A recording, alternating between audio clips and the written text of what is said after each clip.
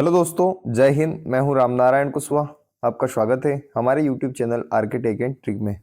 दोस्तों, आज हम बात करने वाले हैं मध्य प्रदेश फॉरेस्ट गार्ड को एक साल में कितनी छुट्टियां मिलती हैं। क्योंकि दोस्तों अभी जो हमारे मध्य प्रदेश फॉरेस्ट गार्ड का जो रिजल्ट आया है उसमें कई सारे हमारे साथियों का सिलेक्शन हुआ है।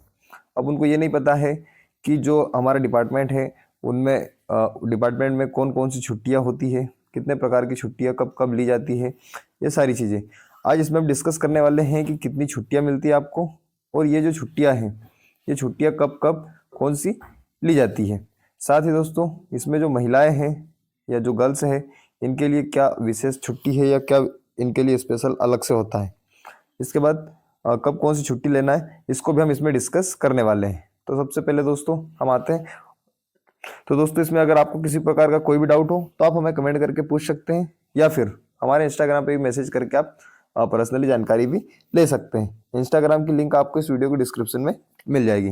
तो सबसे पहले दोस्तों हम समझते हैं कि मध्य प्रदेश फॉरेस्ट गार्ड को या वन रक्षक को एक साल में कितने अवकाश मिलते हैं।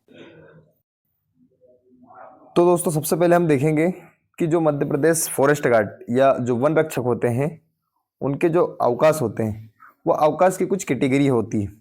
अब इस कैटेगरी में सबसे पहले हम देखेंगे कि उनको एक सीएल अवकाश मिलता है जिसे हम बोलते हैं कैजुअल लीव या आकस्मिक अवकाश। अब दोस्तों ये जो सीएल अवकाश होता है ये 15 से 16 दिन के लिए होता है, और ये जो सीएल अवकाश होता है ये जैसे कि इसके नाम से ही है कि ये आकस्मिक अवकाश है, यानी कि आप इसको कभी भी ले सकते हैं।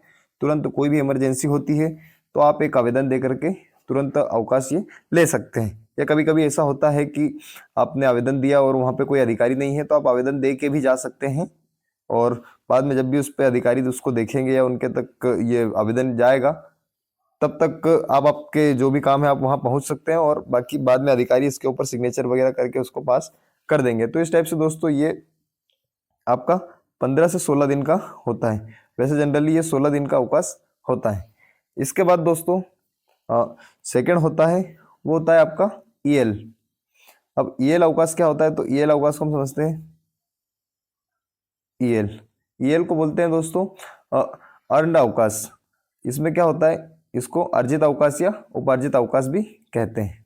इसमें दोस्तों ये जो अवकाश है ये आपको 30 दिन का 30 दिन का अवकाश देखने को मिलता है। अब इस 30 दिन के अवकाश को आप कभी भी ले सकते हैं, और जनरली इसको क्या करते हैं कि बड़े बड़े पार्ट्स में लेते हैं। जैसे कि कोई 15 दिन का कोई प्लान हो, उसके बाद 30 दिन भी आप शादी वगैरह हो तो आप इकट्ठा 30 दिन भी ले सकते हैं, या फिर जैसे 2-4 दिन का कम लेते हैं, लेकिन चांसेस ये रहते हैं कि जैसे 7 दिन हो गया, 15 दिन हो गया, 30 दिन हो गया, इस टाइप से इसको ले सकते हैं, और ये एक बार में पूरा 30 दिन का भी अवकाश ले सकते हैं।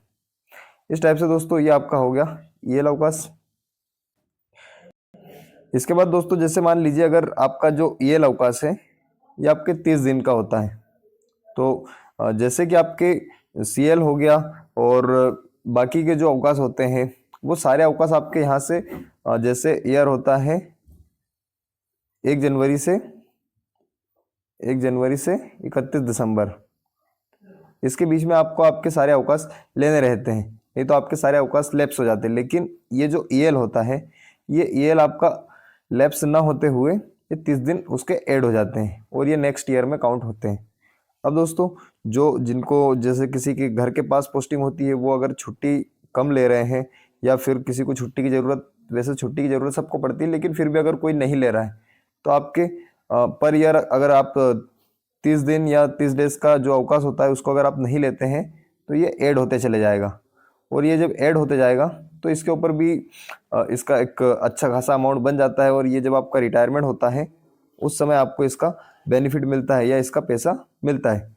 या फिर ऐसे भी होता है कि जैसे मान लीजिए आपके 300 दिन हो जाते हैं तो उस टाइम आपकी जो भी सैलरी रहती है उस सैलरी का 300 दिन का पैसा आपको मिल जाता है। तो इस टाइप से दोस्तों इसमें 2-3 चीज़ें हैं, तो ये सब चीज़ें होती है। वैसे तो जहाँ तक जितना सेफ या बचा के रख सकते हो उतना बचा सकते हो। इसके बाद देखेंगे हम दोस्तों नेक्स्ट, इसके बाद और भी कई सारे अवकाश होते हैं और कई सारी उनकी कैटेगरीज होती है। जैसे कि आप पैतृक अवकाश हो गया जो कि सिर्फ बॉयज़ के लिए होता है। बॉयज़ के लिए होता है ये पैतृक अवकाश। अब ये पैतृक अवकाश क्या होता है? तो दोस्तों ये पैतृक अवकाश में जब भी कोई लड़का पिता बनता है या उसकी वाइफ की जब डिलीवरी वगैरह होती है तो उस टाइम पे वो 15 दिन का अवकाश ले सकता है। और ये जो पैतृक अवकाश है ये पिता बनने पर मिलता है, तो ये आप पर सर्विस में 2 बार ले सकते हैं। इसके बाद दोस्तों नेक्स्ट जो होता है जैसे महिलाओं के लिए विशेष, तो महिलाओं के लिए विशेष होता है प्रसूति अवकाश। प्रसूति अवकाश ये भी दोस्तों जब इनकी प्रेगनेंसी वगैरह के टाइम पे इनको मिलता है तो ये इनके लिए एक विशेष छूट होती है।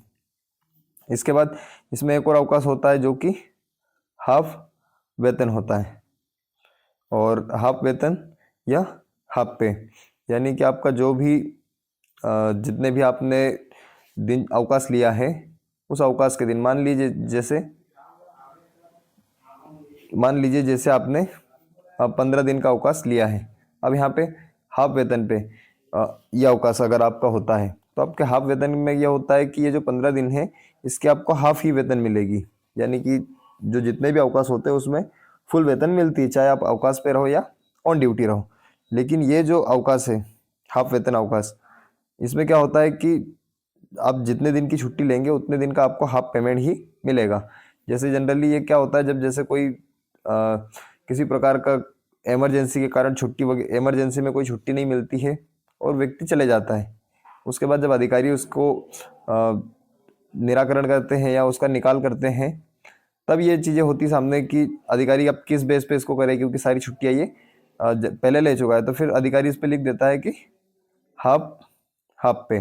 अब मान लीजिए वो 30 दिन घर रह के आया, तो वो 30 दिन जो जितने दिन घर रह के आया है उसका उसको हाफ सैलरी मिलेगी। तो इस टाइप से दोस्तों इसका यह हाफ वेतन हो जाता है।